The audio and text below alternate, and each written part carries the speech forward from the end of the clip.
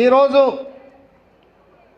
ఒక శుభదినం, హనుమాన్ జయంతి సందర్భంగా మీరందరి మాట ఇచ్చి కార్యక్రమం చేపట్టడం ఇది ఒక శుభసూచకం.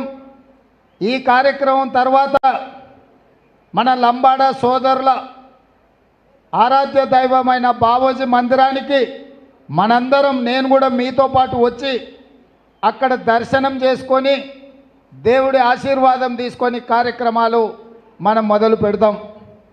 ఈరోజు ఈ వేదిక మీద నుంచి కొన్ని అంశాలు మీతో ప్రస్తావించదలుచుకున్నా. ఈ కొడంగల్ శాసనసభ నియోజకవర్గంలో 2009లో రాజకీయ ప్రస్థానం మొదలుపెట్టి ఆనాడు 14 రోజుల్లోనే 7500 మెజారిటీతో మీరు గెలిపించి మీరు నాటిన మొక్క ఈనాడు 33,000 మెజారిటీతోని కొడంగల్ ఎమ్మెల్యే అవ్వడమే కాదు, తెలంగాణ రాష్ట్రానికి ముఖ్యమంత్రి అయ్యేంత వరకు మీరే కాపాడి, మీరే అండగా నిలబడి, ఎప్పుడు ఏ సందర్భం వచ్చినా ఈ కొడంగల్ అండగా నిలబడ్డది. కాబట్టి ఈరోజు కాంగ్రెస్ పార్టీ అధ్యక్షుడిగా, తెలంగాణ రాష్ట్ర ముఖ్యమంత్రిగా మీ ఆశీర్వాదంతోనే ఇంత వాడినైనా అని చెప్పి నేను సవినయంగా మీకు అందరికీ మనవి చేస్తున్నా. మిత్రులారా, ఈరోజు మీరు ఆలోచన చేయండి. 70 సంవత్సరాలు మనకెంతో అభివృద్ధిలో అన్యాయం జరిగింది. అప్పుడెప్పుడో 68, 67లోనో అచ్యుతారెడ్డి గారు ఎమ్మెల్యే అయినప్పుడు మనకు మంత్రి వచ్చింది.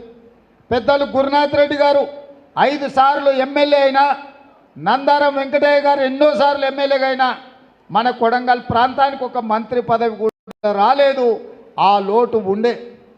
ఇవాళ లోటునంతా భర్తీ చేస్తూ శ్రీమతి సోనియా గాంధీ గారు, మల్లికార్జున్ ఖర్గే గారు మారుమూల ప్రాంతమైన కర్ణాటక సరిహద్దుల్లో ఉన్న ఈ కొడంగల్ శాసనసభ నియోజకవర్గానికి ముఖ్యమంత్రి పదవి, పిసిసి అధ్యక్ష పదవి 2 ఏకకాలంలో ఇచ్చిందంటే మన ప్రాంతం పట్ల కాంగ్రెస్ పార్టీ చూపించిన ప్రేమ ఈరోజు మన కార్యకర్తలు అర్థం చేసుకోవాలి.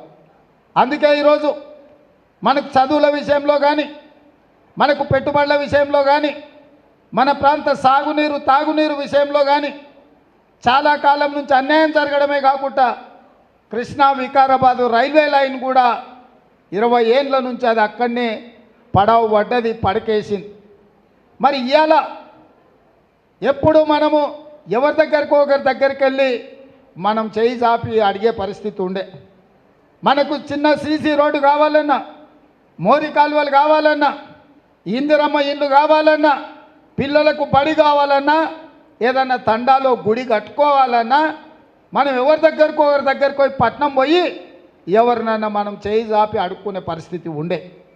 ఇవాళ చేయి చాపి అడిగే పరిస్థితి నుంచి ఎవరికైనా కొడంగలే ఇచ్చే స్థాయికి ఈరోజు కాంగ్రెస్ పార్టీ మనల్ని తీసుకొచ్చింది.